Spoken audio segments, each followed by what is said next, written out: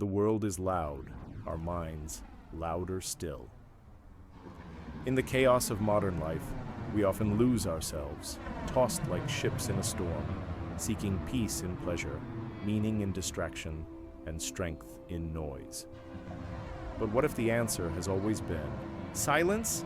What if strength begins not in dominance but in discipline? Welcome to a path not paved in comfort but in clarity, a path walked by the ancients, lit by fire, forged by hardship. This is Stoicism, and today we walk it together. Every morning, a true Stoic awakens not to chase after fleeting desires, but to confront the world with courage, calm, and reason. Epictetus, born a slave, rose not by circumstance but by character. His teachings are not for the faint-hearted, they are for those who are tired of being ruled by fear, anger, and impulse. We begin as he did with one simple truth.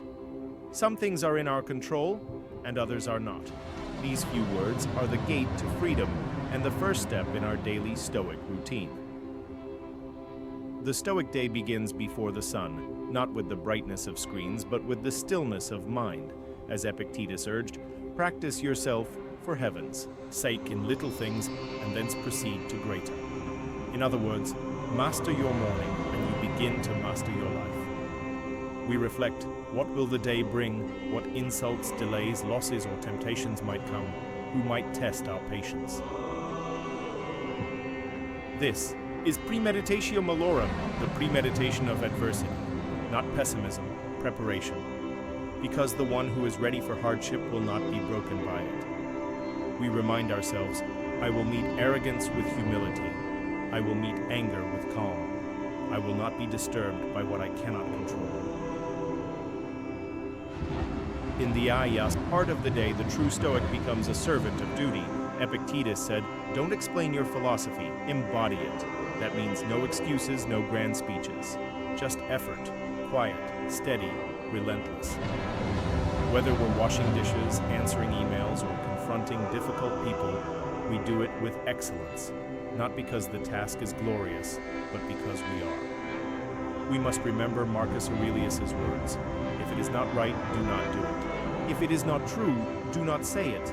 We don't lie, we don't blame, we don't boast, we endure with dignity.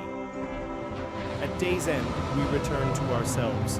We do not numb the mind with noise. Instead, like Seneca, we journal. We ask, what did I do well? Today, where did I fall short? What can I do better tomorrow? This nightly audit isn't meant to shame, but to sharpen. It is how we progress, slowly, silently, surely. As Epictetus taught, we must never depend on the admiration of others. There is no strength in it. Our goal is to improve, not impress, to grow, not to be seen growing. The Stoic is not emotionless. The Stoic is not cold. The Stoic simply refuses to be ruled.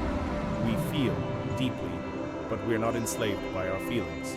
Epictetus said, it's not what happens to you, but how you react to it that matters. You were insulted, that's not harm. You were rejected, that's not ruin. You lost something, that's not the end. We are not made to crumble.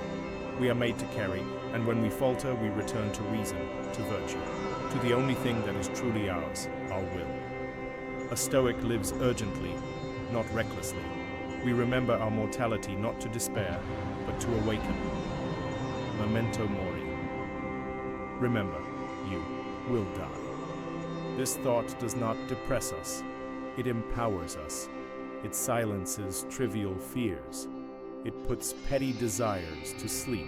It reminds us that time is not to be wasted, not in hatred, not in resentment, not in anxiety. Seneca said, you act like mortals in all that you fear, and like immortals in all that you desire. But we must flip this. Fear less, desire less. Live more.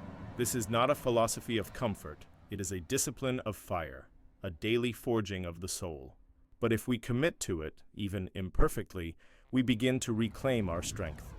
We begin to see the world clearly. We begin to feel free.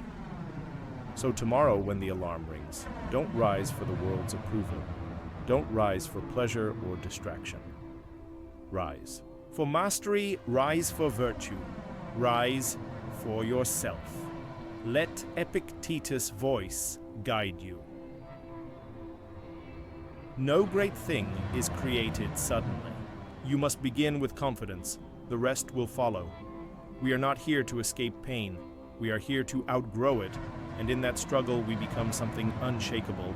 If these words stirred something within you, something ancient, something ready, then you've already taken the first step. Subscribe for more Stoic wisdom, and remember, we don't control the world, but we can control ourselves. And that is enough.